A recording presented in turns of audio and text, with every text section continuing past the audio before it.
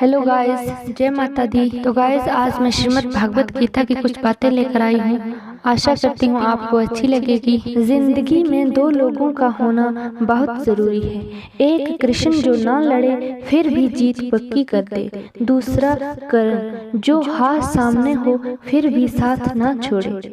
भगवान श्री कृष्ण कहते हैं, मैं तो सबकी सुनता हूँ पर मेरी कौन सुनता है।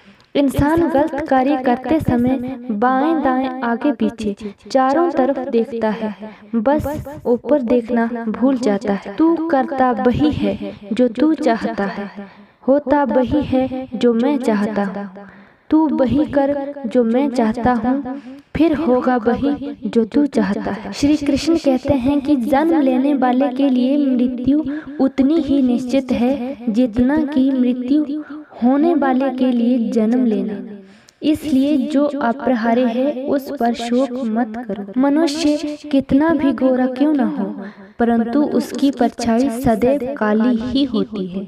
मैं श्रेष्ठ हूँ, ये आत्मविश्वास है, लेकिन सिर्फ मैं ही श्रेष्ठ हूँ, ये अहंकार है। श्रीमद् भागवत गीता श्री कृष्ण भगवान की दिव्य वाणी है।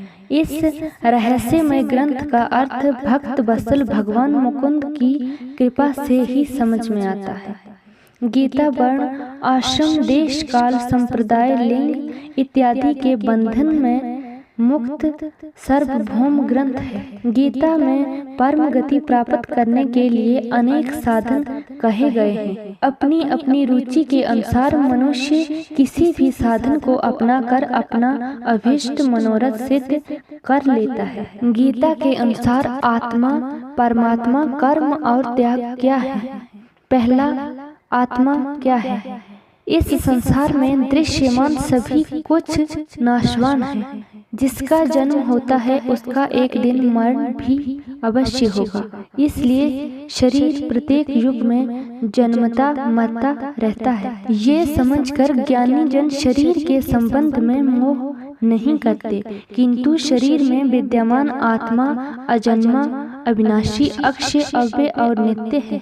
वे लाख उपाय करके भी नष्ट नहीं किया जा सकता। अज्ञानी शरीर और आत्मा में भेद दृष्टि नहीं रख पाते, इसलिए दुखी सुखी होते हैं।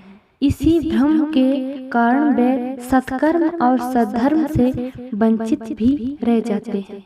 जबकि किसी भी स्थिति में किसी बात का प्रभाव आत्मा पर नहीं पड़ता, वे पाप लिप्त भी नहीं होता, वे अचल सनातन नित्य एक रूप ही रहता है। इस तथ्य को जानने वाला आत्ममस्त पुरुष मोह के कारण कर्तव्य मार्ग से विचलित नहीं होता।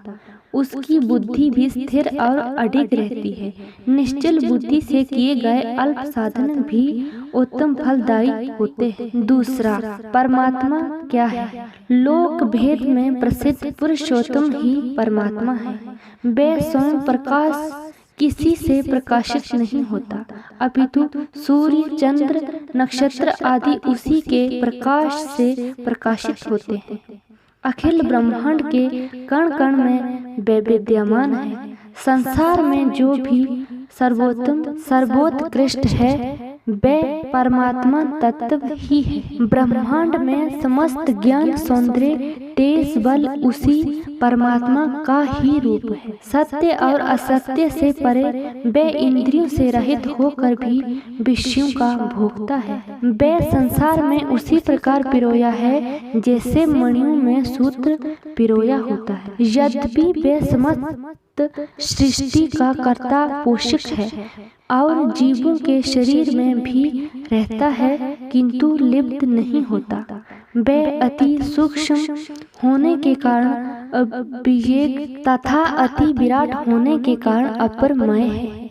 उसकी सत्ता अत्यंत एवं ज्ञान असीम है। वे अत्यंत ऐश्वर्य एवं विभूतियों का स्वामी है।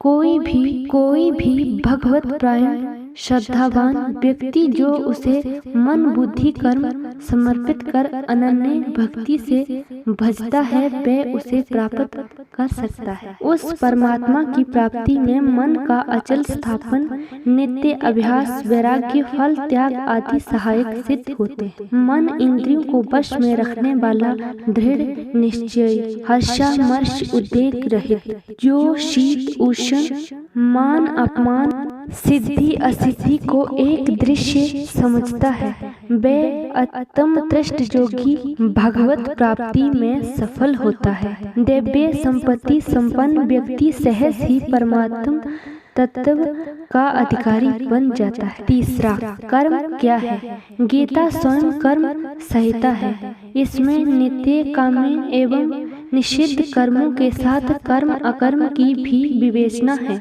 शास्त्र विहित यज्ञ, दान, तप आदि कर्म ज्ञानवान को पवित्र करते हैं, अतः करने योग्य होते हैं।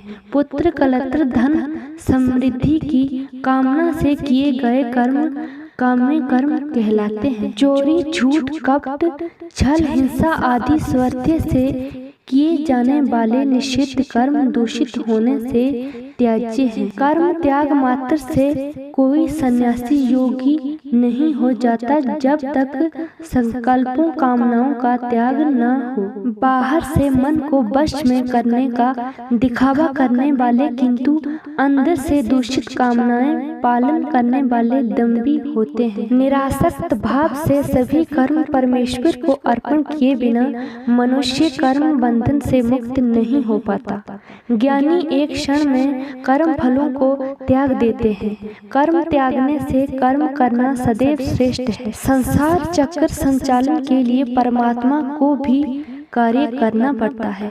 कर्म में फलासक्ति से काम, क्रोध, मोह, लोभ आदि विकार उपजते हैं। फल इच्छा का त्याग ही निष्काम कर्म है, जो अतः प्रेरणा से अनासक्त भाव से दूसरों के हित के लिए करुणावान हो कर्म किए जाते हैं, वे श्रेष्ठ कर्म है। जब चित्त वृत्तियों को एकाग्र कर द्वंद्व रहित हो एक ही भाव से परमात्मा में चित्त नियुक्त करते हैं तभी योग होता है। चौथा, त्याग क्या है? सर्प भवो भद्र त्याग को कहा गया है। समस्त कामनाओं, संकल्पों, फल इच्छाओं को त्याग देने वाला सन्यासी होता है। कुछ निषिद्ध एवं काम्य कर्मों के त्याग को भी त्याग कहते हैं, जबकि नित्य कर्म, यज्ञ, दान, तप आदि सत्कार्य त्याज्य नहीं होते, अपितु इनके विधान में प्रमाद त्याज्य है। सामान्यतः आस्तिक वासना अहम भाव के त्याग को प्रमुख त्याग के रूप में स्वीकार किया गया है। सत्कर्म में गहरी रुचि, परम पुरुषार्थ में उत्साह, निस्वार्थ पर सेवा आदि त्यागी व्यक्ति के जीवन में उत्साह, प्रेम, प्रसन्नता, शांति एवं आनंद भर देते हैं। ब्रह्म विद्या से समुपबृहत गीता कर्म योग का प्रतिपादक विश्व विशुद्ध ग्रंथ रत्न है।